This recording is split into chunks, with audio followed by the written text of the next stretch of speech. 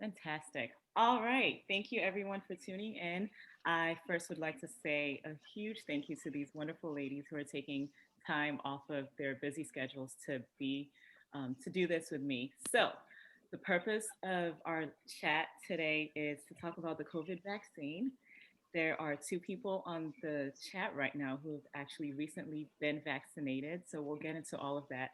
I will be just facilitating the discussion. I have a lot to say always for those of you who know me, but because I haven't actually touched a patient physically since July 2020, I will defer to um, my experts right now. So, first of all, I'll just say the purpose of this talk is to really just talk about science and hope. Um, and I want to provide factual information from actual firsthand care providers. And, you guys are real life individuals. You're not being paid for this. None of us has a stake in any shape or form with the vaccine or anything like that, right? No. Okay. No. We are not a panel of experts. We are really just wanting to provide a resource for anyone that wants to listen to something that's not based on fear. Um, I know sometimes fear is healthy. Obviously, it saves us from a lot of problems, but we can get to a point where it becomes debilitating and it prevents us from doing things that are important. So, we want to get rid of fear right now and just talk about facts. So, I'll start out with you, Jess. I met Jessica, I think it was 2019, but it could have been 2018. When did we meet? It was one of the two. I started in 2018, so it was probably then. And I consider you a colleague and a friend, even though we don't work together anymore. I still talk about all of my 4,700 people. Like I see you guys every day. I'm so proud of all of what you do. But let's start out with you just kind of giving us a brief background of who you are. What do I mean when I say 4,700? What kind of work do you do? So just tell us a little bit. So my name is Jess. I'm a registered nurse. I work in a medical ICU right now that has been a COVID ICU since March. Work bedside with patients, and yeah, I've been doing it for about 5 years. And I love it. 4,700 is our medical ICU, so that's our home away from home, I guess. Awesome. And then up on top of you on the screen, I have one of my favorite emergency medicine physicians. So go ahead and introduce yourself and tell us what you do. Sure. So I'm Dr. Phindile Erica Chowa.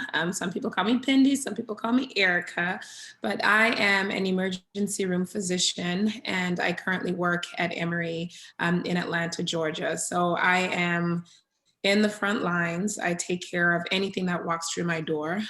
So whether it's a patient that has COVID, whether it's a patient who has heart failure, cardiac arrest, anything, I take care of those patients. And so a lot to share, but definitely happy you're doing this. I think there's a lot of information that public needs to hear from, just people who are working in the front lines and healthcare professionals and also just friends.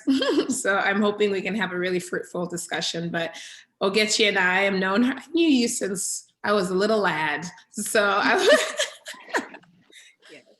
I think it was before medical school, actually. For sure. It must have been, yeah, it must have been even like probably high school age. I don't know, but it was a very long time ago. So this is really good catching up and seeing you, girl. Yeah, we haven't spoken in a while. No. On Instagram, Phindile actually has a podcast. If you could Oh, yeah. about that real quick. Sure. So I co-host podcast with one of my friends. It's called Hey Doc, Let's Chat. And basically, we love to address issues as they pertain to women of color. We touch on a lot of different subjects. We like to highlight the socioeconomic dynamics that come with illness. And so we just have a lot of fun. You can find us on Instagram, Facebook. We have a website, heydadletschat.co. So really fun stuff. Awesome. Thank you for sharing. And Thank now you. my sister, Enyioma, Dr. Enyioma Nwankwo, pharmacist. Okay. Hi, my name is Enyioma, and I'm a pediatric pharmacist at Loma Linda University Medical Center, and I have worked there since 2014. And And yes, I also have a podcast, so Secretary, you should come on mine. Definitely. I'll have you. I'll put Awesome. all the podcasts and all the things in the description. So really quickly, first of all, I don't have a paid Zoom account, so we got like 40 minutes before it cuts. But I can't. I believe in us. So start with you, Jess. What's the experience been like working in the ICU so far? Feel free to tell us about the emotional and physical toll it's taken on you, your coworkers, patients and their families, and just kind of share a little bit about that. Sure. It's such a big answer for a question like that. I mean, I could go on for hours. It kind of, we started in March with a small surge, and it was kind of exciting, like to be on the front lines and be part of, this big pandemic that's going on worldwide, and to still like be doing what we love, because my unit is primarily pulmonary, and that's, most of the big issues with COVID. So it was cool and it was fun, and we got these masks and this and that, and there's all these accessories. And the fun quickly faded to just like, honestly, sadness, I think, is the best descriptor. It's stressful, and there's just not even, for me, there's not a way to describe it. I mean, we've seen so much death this year, more death than I would have ever hoped in 9 months. And not only that, but it's these poor families that are watching their family members die over Zoom, just like we're doing right now. I mean, imagine saying goodbye to a family member, and maybe, maybe it's this month, maybe it's December, and, you haven't seen this family member since last Christmas because you only see them once a year. And, it's a lot. And we've all been able to compartmentalize. I try not to take it home, but my days off are few and far between, because the team that I work with is really phenomenal, and I don't think I would have made it this far without them. We're all best friends, really, and we have text chains and we support each other that way. But it's just really devastating to see the amount of people coming in. And this surge, since probably mid-November, I think it started before Thanksgiving, has been by far the worst. I mean, like the first surge was like a little taste, it was the appetizer to this, because, and they say we haven't even peaked yet. So it's been physically a lot, because we're all working extra, we're all pitching in. Emotionally, I think, honestly, I haven't even really dealt with a lot of it yet, because it's just every day is a new day. Every day we have multiple codes, we have multiple deaths. We have, and unfortunately, patient dies, and the minute that they're taken to the morgue, another patient is admitted in a similar state, and it just keeps going and going and going, So we try and find humor with each other, with our coworkers, try and keep it light. We're decorating for Christmas, but honestly, it's so hard to talk to anyone that is not in the medical field about it, because it's just exhausting. It's so much. And I find now, like, I kind of try and not put that burden on everybody, because while I want everyone to know the truth, it feels very heavy, and when people ask you, how are you doing? It's like, I have to like stop myself from like word vomiting everything.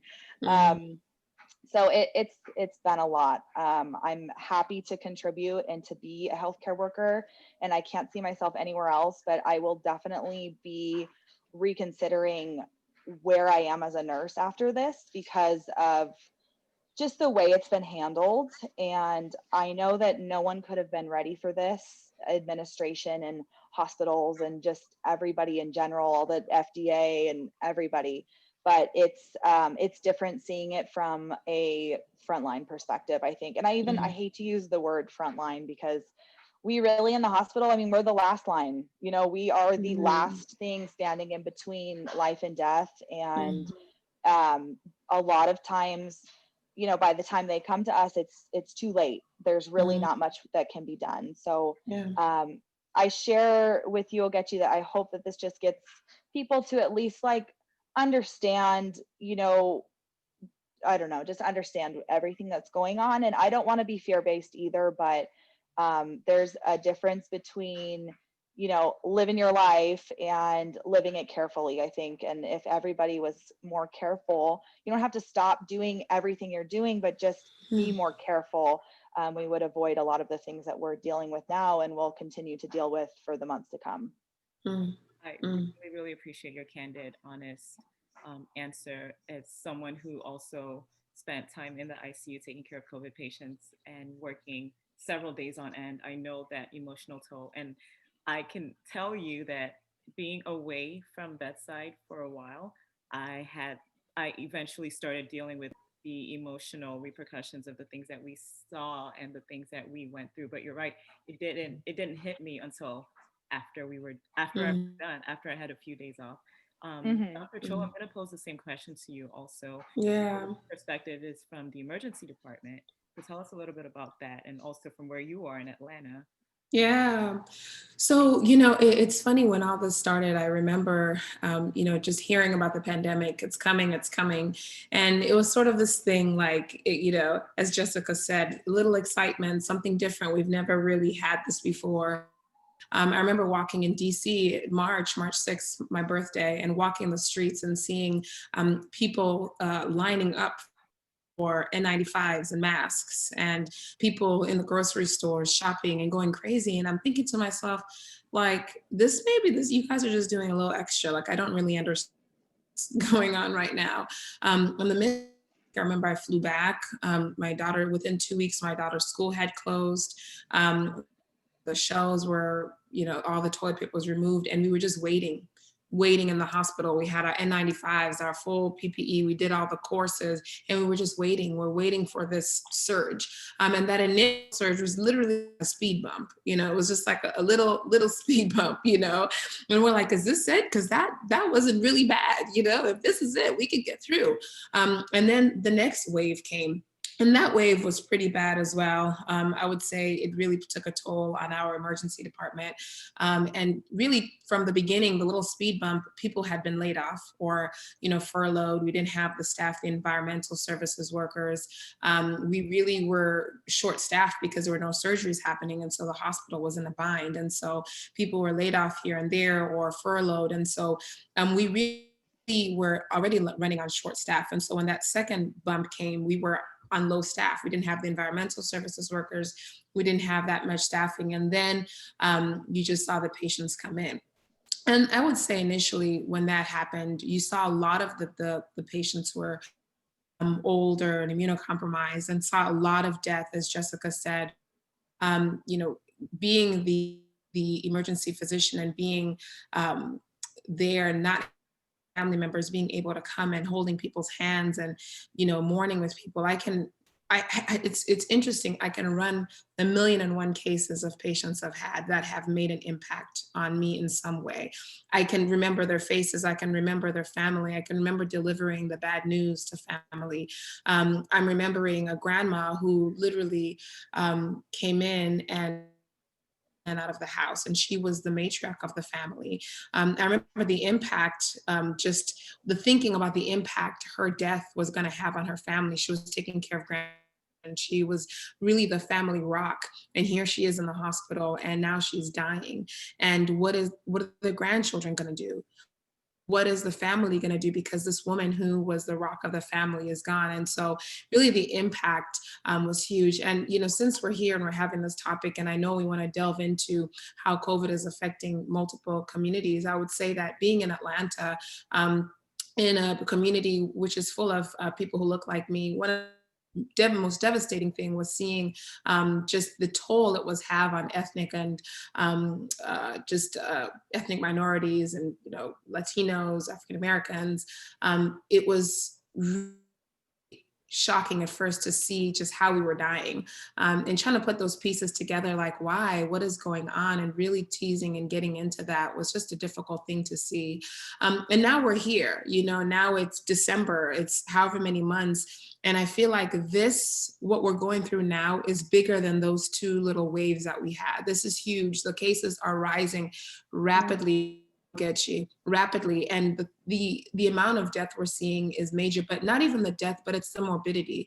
I think some people say, okay, only 6% of people and the mortality rate is really low.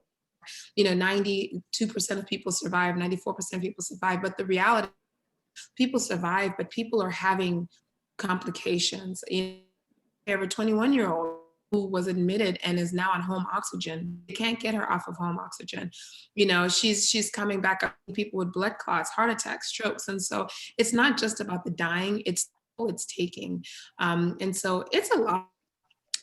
And I would say just, wrap it up because I can talk forever. But one of the things on a personal level that I've had to do this year is therapy.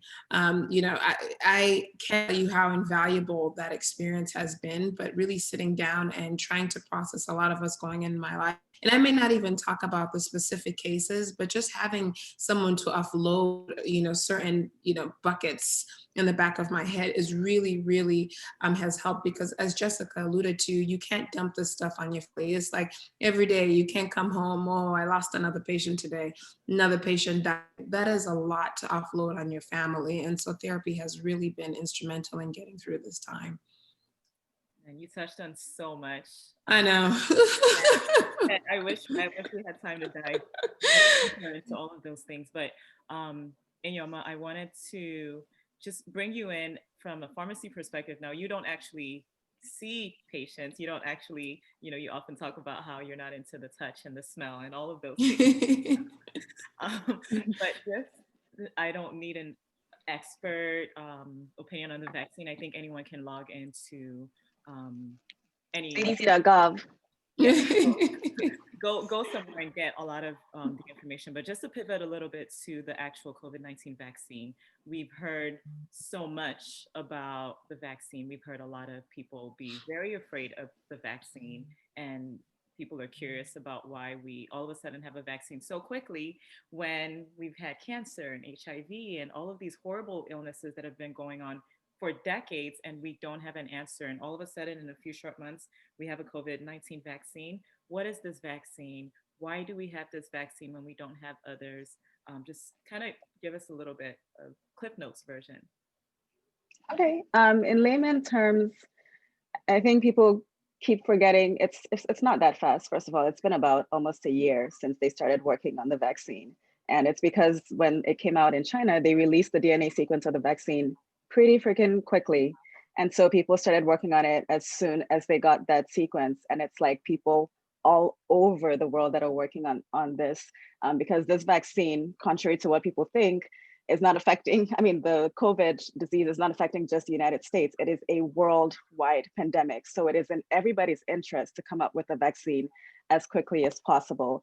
The other thing about these vaccines are they're the first mRNA vaccines that we've had. And basically mRNA tells your body what protein to make, so into your cells. So the difference between this and say like other vaccines, why it took such a much shorter time to produce it, is because mRNA, basically you can send the sequence by computer all over the world. So people can just make copies of that sequence and produce it. Whereas vaccines, the traditional vaccines that we've had, they have to batch produce the viruses, which takes a lot of time. And then the viruses are actually, the antigens are injected into your body. With these vaccines, the mRNA is injected into your cells. Then it tells the cells, oh, this is the protein I want you to transcribe. And then the cells transcribe that protein. And then your body is like, okay, this protein is not of us. So we're going to, the immune cells kick into gear, and then they attack the protein, and now you have immunity. Mm-hmm. So it's basically kind of fast forwarding the process of traditional vaccines. And that's why to me, it's actually safer, because it's not entering the nucleus of the cell. It's literally just going in, and your body is like, oh, I know what to do with mRNA. It's just a messenger. So here is the protein I want us to transcribe. We're going to transcribe it. Your body sees that protein, is like, okay, we're going to produce antibodies to this protein. And next thing you know, you have immunity. So that's basically all the COVID vaccine is. It's not anything. They've been working on mRNA vaccines for decades. They've been trying to get it to work. And it took a worldwide pandemic for everybody to come together and make this thing a reality. So when you think about why we don't have vaccines for, say, something like HIV, the HIV retrovirus is different from the SARS-CoV virus. And it mutates so quickly that they keep trying to catch up and make a vaccine for it, but it mutates very rapidly. And the way that HIV vaccine works is that it hides in your cells, so your body doesn't actually recognize it as something foreign. So it's very hard to make a vaccine for something that your body is like, but this is one of us, you know, we're not going to attack it. So that's why, like, when you try to compare the two, it's literally just apples and oranges. And a lot of people are afraid of the side effects of a vaccine. From what we've seen, just to cliff notes, this vaccine was tested on over 20,000 people in one of the trials in like the vaccine arm, 20,000 in the placebo arm, and came out with about 95 for the Pfizer, 95% effectiveness, 94% for the Moderna. And when you think about, you compare that to like a flu vaccine, which is like a 40 to 60% effectiveness and still prevents like millions and millions of deaths every year. Just why wouldn't you take something that is a bit more effective, and even if it was less effective in real world, it's still going to prevent millions and millions of deaths. And like Dr. Chowa said, the side effects of the COVID illness itself are pretty severe. Like, we know that we haven't even touched the surface. We know that there's much more to come. We don't know what the long-term side effects of having had this illness is. Look how long it took us to realize that people who got chickenpox early in life had shingles later in life. You know, we don't know what the long-term side effects are, but we have literally decades of experience with vaccines. We know that they're safe. We know how they work. I personally would rather take a chance with a vaccine that I know how it was developed, I know how it works, than a virus that is going to keep mutating as the years go by. And you don't know what the side effects are going to be for you personally, because every human being is different. So that's why me, as a pharmacist who is not paid at all by anybody, the money that doesn't pay that great either. So I'm not being paid to promote this. I just think that it helps to dispel the fear if you do your research and you actually know why it came out so quickly and how it actually works. It's not mutating your cells in any way, you know, it's just telling your body what to do when it sees this protein from this virus. That's it. I really appreciate that. Thank you for breaking it down for the layman, you know, like me, who just took an immunology exam. I don't know what you're saying, but I mean, I passed, but you know, it's still all kind of new to me. So you mentioned fear, and actually you mentioned safety, the safety of vaccines, and we'll come back to that in a little bit. But Jessica and Dr. Chowa actually recently got vaccinated. Can you both tell me what the experience was like? I specifically want to touch on the fact that you're both mothers, you're both you have a lot to live for, obviously, and still you chose to get vaccinated. Or rather, did you choose to get vaccinated? Was it mandated by your work? If it wasn't mandated, why did you get vaccinated? What's it been like so far? I see you both look beautiful still, so I'm guessing there is not a physical manifestation of an adverse effect, but have there been other things that perhaps I can't see right now? Yeah. So, you know, as you touched on, I'm a mother. And so one of the biggest, when I make decisions, I have to make decisions about myself, but my family as well. And so when I was, you know, thinking about this vaccine, I think early on, you know, there was some fear about just the speed at which it was developed. But, you know, once I really started reading the data and really started reading, you know, as Enyioma said, with the mRNA, doesn't enter the nucleus of the cell where the DNA is housed, and then your body breaks it down. Just a messenger. It's coming to the body information to produce a protein, and that protein signals a response. But in general, it's a very safe process in which they are trying to get your body to mount an immune response. And so I saw that and I was like, that's pretty awesome. And then really started reading about the clinical trials and informing myself. And I said, you know, I don't want COVID. I don't, even if I have COVID and I live and all is well, I don't want to have to deal with it because it is such a random illness. You know, I've seen it take young people's lives. I don't know why. I've seen it, you know, affect young people for, I have no idea what reason, you know? And so I don't know if I'm going to be that person who survives it or survives with complications. I don't want that. And I don't want to leave my child. For the first time ever in my life this year, I literally, and think I'm crazy, but I have everything planned out for if I die. Okay, I literally have my will. I have my my child's how she's going to get money. I have a trust set up for her. I've done all of these things because at one point I was thinking about my mortality, you know. And so this vaccine is joyful news, Ogechi. It is joyful news because it's hope in the midst of a storm. Because just given how many humps we've had this year, oh, this is over. This whole COVID thing is over. It's over. No, there's no end in sight. This vaccine literally is the end, the big end. And Okay. You froze for a second.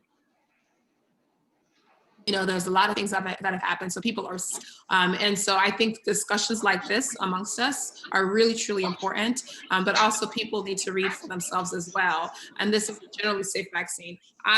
Only side effect I have is some pain right here. I took it on Friday at 8:40 p.m. I haven't had any side effects, no headache, no fevers. I feel great. I feel the same. Just my arm is a little sore. And I haven't turned into a zombie yet. So. All right, I'll check with you next week and see. How about? So I had a very similar experience. I was a little fearful at first, you know, why did it come out so quick and everything that we've talked about. And it literally took like a simple Google search. I watched a couple videos, I read a couple articles, and I was like, you know what, this sounds safer than most medications we're offering, most other vaccines. Like, I have no qualms about it at all. Like, I heard like someone on our unit was like, oh, but like, what if you get Bell's palsy? And literally look it up. It was like 4 out of like 10,000 people that got it. I'm willing to risk that, honestly. Like, you know, I wear a mask anyway, so no one will know, you know? No, but really, same thing. I got it on Friday morning. It was a little emotional. Like, it was really exciting. We were all excited. We all, you know, we had to sign up for an appointment, and then we just went down. They offered it at, I work at Loma Linda in California too, by the way. Cool. We almost all of us got it. And it was just really exciting. Everyone posted on Instagram and Facebook, like, we got our vaccine. And it's not to show off that we're the first ones that got it. It's not to like make it some social media thing, but really it's like a beacon of hope for us. I mean, I cannot imagine doing this another year. I really can't. Like, with no end in sight. And I think that maybe people don't understand, like, there's no cure for this. There's no cure for COVID. We're treating symptoms. There's no medication that we can magically give people and make it better. And it's also not COVID that's killing people. It is the side effects, not side effects, but it's what COVID leaves behind. It's the scarring of the lungs. It's the blood clots. It's because COVID only hangs around for a couple weeks, but just like we've been talking about, I can't even imagine like what 10 years when we look back, what people who had COVID, what they're still suffering from, because I have a feeling it's going to be a lot. Not only the mental portion, but like everything else, because we've also had a lot of young people come in and, you know, they've got young kids, they've got young families. It's devastating. So to have something like a vaccine that is as safe as this is, I just don't see why anyone wouldn't jump at the opportunity and wouldn't be so excited that we have this now as an option, because living another year like 2020, we can't do it. No. We can't do it. Healthcare workers and small business owners and stay-at-home moms, like, it's just not an option. So I feel like even though it's a little unknown, I would rather risk it with a vaccine than go through what we've already know to be possible. And it could get worse. COVID could get much worse. You know, we may not have it. This could be our second speed bump, like we talked about. And I just, yeah, that's what I'm saying. Like, oh gosh. So yes, I'm very, very excited to have the vaccine. I had a little bit of soreness, but like, nothing like the flu shot earlier this year. Like, I had a dead arm from the flu shot for like 3 days. It is now Sunday and I can't even feel that I had the vaccine. So going well so far. Haven't turned into an alien yet. I'll keep you updated. I'll be watching. If I don't hear from you, I will call Yep. you. I'll find you. Yeah. But no, I really, really, really, really thank you guys for one, stepping up to the plate, continuing to go to work, because you don't have to. You could work somewhere else. If you decide, there are people who decided this is a little bit too much for me. I'm going to take my gifts, my talents elsewhere.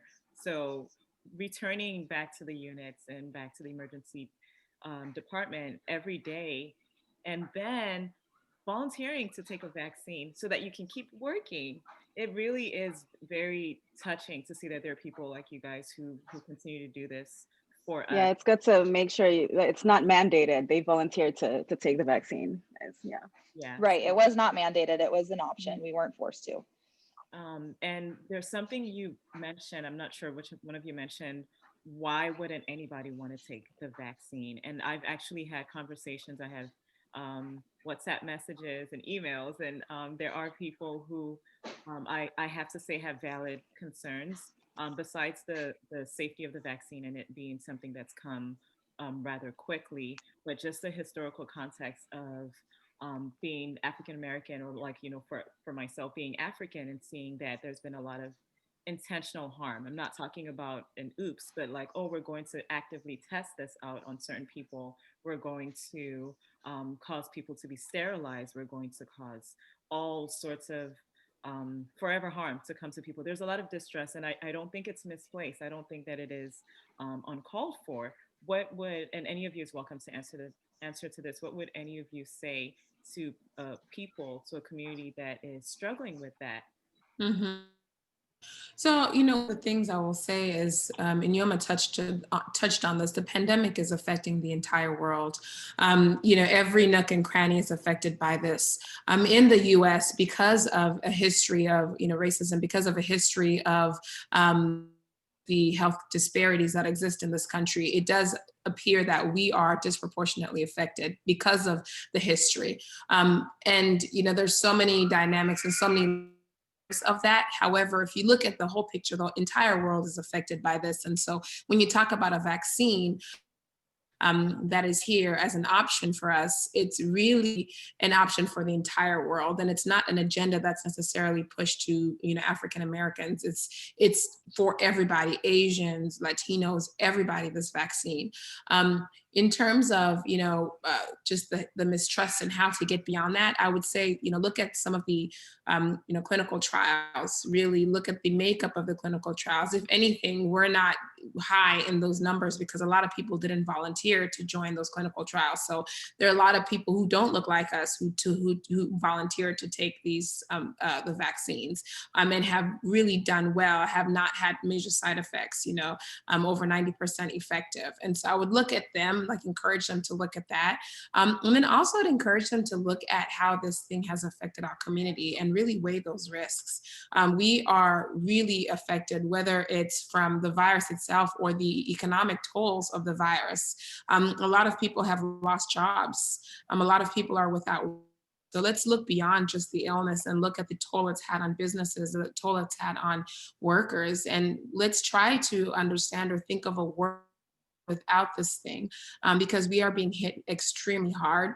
I'm one not to push an agenda on people, because the more you push, the more people think that, well, why are you guys trying to push this thing on me? And I think the best way to really encourage people is to lead by example, and also just to show them the evidence. And not really to push this thing on people, because people have valid concerns, and we should understand that the concerns are valid. As far as sterilization, I think there's a lot of conspiracy theories out there, a lot of information. I don't know if you guys have WhatsApp aunties. I got a lot of WhatsApp aunties who are pushing a lot of these things on my WhatsApp messages. Sorts of things I'm telling you. People tell me not to get vaccinated, I'm gonna never have children again. And if you look at the pathophysiology of the vaccine, it is not going to affect my DNA in any sort of way. By nature of what it is, it's not going to affect my unborn children. So I would encourage people to just read that. And the more we talk about it, and you hear my baby crying in the background, I'm sorry. She to nap until 3 p.m. Okay, that's 1 to 3, but she woke up a little early, so sorry. But yeah, I think the more we talk about it is really good. Awesome. Anyone else want to add on to that? I think it's at some point you're going to have to trust. A lot of the people that I see that are anti-vaxxers are the same people that are taking medications for like high blood pressure or diabetes, or if they're sick, they get a shot for, you know, antibiotics for pneumonia or something like that. And I'm like, well, the same companies that are making these drugs and the antibiotics that you're taking are also producing these vaccines. And I think a lot of people have a misconception that there is some kind of agenda with vaccines. The only agenda is basically to prevent a worldwide pandemic, because drug companies don't really make money from vaccines, you guys. They really don't. If they stop making a flu vaccine today, they will be doing just fine financially because they don't make money from it for the most part. So I think a lot of people think that there is an agenda to them personally. And I really do understand, because there is well-placed mistrust against like big pharma for sure. They definitely have an agenda to make money, but maybe turn your attention away from vaccines, because it's not the vaccines that is their agenda. Like, think about when they came up with the polio vaccine and how debilitating the polio disease was. The only reason we have polio still popping up in parts of the world is because people are trying to sow distrust in the vaccine. But it's like, it's literally just for the good of humanity, so that we cannot have this issue again. All of us would like to return to life as normal. Like, I miss hugging my friends desperately, you know? And it's like, the only agenda that we have as healthcare professionals who are telling you these things is just so that we can all resume life as normal, and hopefully just move forward with science and with the like scientific evidence. So please read the studies. Like, for real, you can hit me up on IG. Like, I have copies of the studies that I can show you, and whatever you don't understand, I can explain it in layman terms, because it's really like, it's a breakthrough is what they came up with, and it's a breakthrough that came from decades of research. So we have information out there that is available to everybody in the world, if you're interested in finding it. So please, the more educated you are, the less likely you are to, you know, be so fearful of something that is just not that complicated, I guess I would say.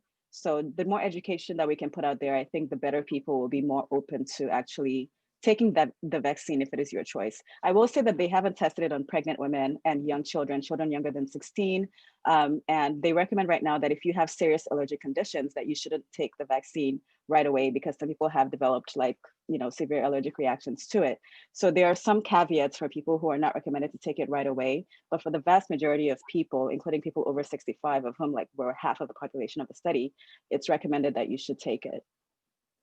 Thank you. Just to bring this to a close really quickly, because I want Dr. Chowa to go tend to her little one. Um, I I'll end with this story. So I remember I was a travel nurse briefly when the initial surge hit, because you know, like Jessica said, I wanted to be part of the excitement, and I honestly just really wanted to go serve where the need was greatest. I specifically remember this patient who, she was 36 years old. Her sister was a few years older than her and was a few doors down in the ICU as well. She got intubated first, and so her sister, we were proning her and doing all of these things to prevent her from being intubated. And just really quickly, I remember, actually, this day she wasn't my patient, but I just got attached to her. Um, she started just going down really, really, really fast and ended up needing to be intubated. We called anesthesia because, you know, this was a nurse run ICU. So there were like no physicians anywhere nearby. We paged anesthesia. They were getting all gowned up and taking their time to come. And homegirl was, her oxygen saturation was in the low 70s. She was breathing at a rate of like 60 breaths a minute. Um, totally freaking out, just totally freaking out. And I remember while everyone was running around just getting everything ready, I was holding her hand and singing with her, or singing to her through my mask. And notice I said mask, you know, plural, and, you know, I was wearing a papper and everything, and trying to sing as loud as I could to her, and like rubbing her back and just really trying to get her settled. And ended up being a traumatic intubation. And then there was a chest tube. It was all horrible. I repeat that story because she was 36 years old, and also because I see her face still. I think about her and I get emotional, and it'll be little things that trigger that memory. And I mean, there's so many others. I remember being the nurse who took care of this gentleman who was a nurse himself in the hospital. I was a traveler, so I didn't know him, but everybody loved him. And I was the one taking care of him the day he ended up getting intubated after doing all the things to prevent him from going there. And then several days later, I took care of him again when he just was not doing well. And his daughter, who was also a nurse, called and was singing the last song to him over the phone. And, just so many stories I can go on and on and on about. And the thought of being offered an opportunity to bring this madness to a close. I'm not on the list of people to get the vaccine right away because I'm a student. I'm a medical student, so we're not the lowest on the list, but we're not high up on the list, which makes sense. But once that opportunity is presented to me, I will take it because, as everything you guys have said, I believe that this is an opportunity to bring this to a close. But also, if I can prevent myself from being placing other people at risk, that's huge for me. That's huge for me because I might get sick and be perfectly fine. I might have the virus and just have minor symptoms or no symptoms and be okay. But there's somebody else who is a child of God, who is somebody's mother, somebody's cousin, or maybe they don't have any family members, but they are a valuable member of this life group, and they are worth it. They are worth my time. They are worth a shot in my arm. They are absolutely worth it. And you guys, looking at your faces right now, are all absolutely worth it.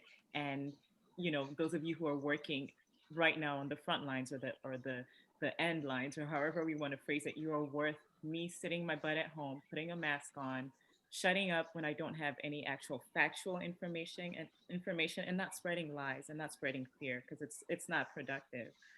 So hopefully this was helpful to somebody. Please share it with your friends, with your internet aunties, with your WhatsApp group.